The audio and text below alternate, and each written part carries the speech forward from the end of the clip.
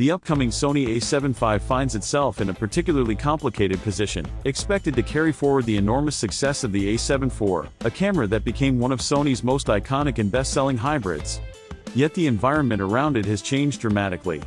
Nikon and Canon have become far more aggressive in the full-frame market, releasing well-rounded cameras at competitive prices, while Sony's own Alpha lineup continues to grow to a point where some users feel overwhelmed by overlapping features and confusing segmentation. So the major question isn't just what the A7V will be, it's whether Sony can deliver a meaningful upgrade without alienating the loyal audience that built the A7 series reputation. To understand what's actually happening, we need to dive into the latest leaks, industry whispers, user expectations, and the timing issues that might make this launch far more complicated than Sony originally planned.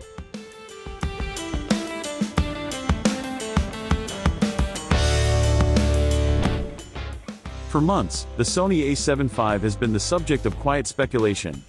Multiple leakers and industry trackers have hinted that Sony intends to unveil the camera sometime in November 2025, or early 2026 at the latest, with shipments expected to begin in the first quarter of 2026.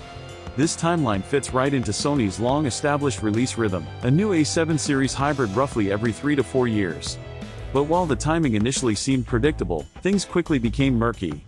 Just a few weeks ago, a well-known Sony artisan posted a set of supposed A7V specifications online, and then deleted the post within hours. According to those details, the camera would come with a 40-megapixel sensor, support 15 frames per second continuous shooting, and feature Sony's dedicated AI processing unit borrowed from the high-end A1 II. That alone created a burst of excitement across the community. But then came the plot twist. A new wave of leaks surfaced shortly afterward, claiming the A7V might still use a 33-megapixel sensor, the same one found in the A7 IV. That instantly unleashed confusion among creators and reviewers. Was Sony playing it safe? Was the initial leak inaccurate? Or was Sony trying to hide the real specs until the official reveal? No one seems to know, and the conflicting reports only added to the uncertainty surrounding this camera. Even pricing rumors haven't helped. Several sources claim the Sony A7V will land at around $2,999, putting it in direct competition with cameras like the Canon R6 Mark II and Nikon Z6 III, both of which already offer partially stacked sensors, faster readout speeds, and full-width 4K recording.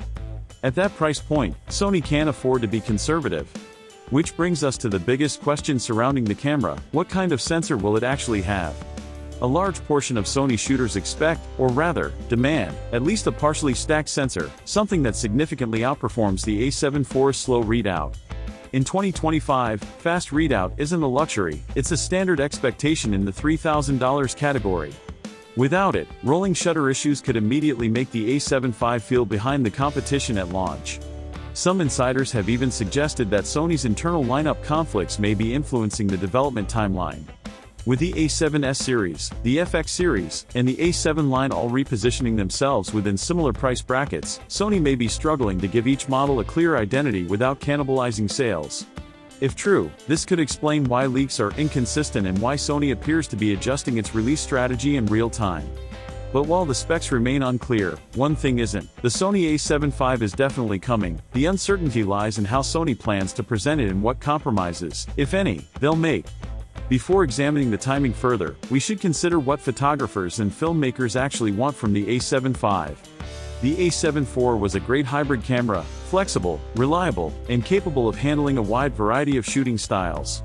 Still, it had a number of noticeable shortcomings. The first major complaint was its crop 4K 60 mode. That Super 35 crop was frustrating for many video shooters who were expecting full-frame 4K 60p at the A7 IV's price point. Its competitors, including the Nikon Z6 III and Canon R6 Mark II, now offer full-width 4K recording, making Sony's crop limitation feel outdated. For the A7V to succeed, Sony absolutely needs to remove that crop. The second major weakness was the camera's slow readout, which contributed to rolling shutter in both photo and video. Even though Sony's color science, autofocus system, and video profiles drew praise, the sluggish sensor performance reduced flexibility in fast-action scenarios like wildlife, sports, and event coverage. If Sony hopes to make the A7V a truly modern hybrid camera, a much faster readout is essential. Faster readout doesn't just improve still photography, it opens the door for 6K oversampling, 4K 120fps recording, and potentially even internal RAW capabilities. Users are also hoping for advanced features like open gate video and 32-bit float audio, which would give the A7V a significant competitive edge in the hybrid market. One area where Sony is almost guaranteed to improve is autofocus.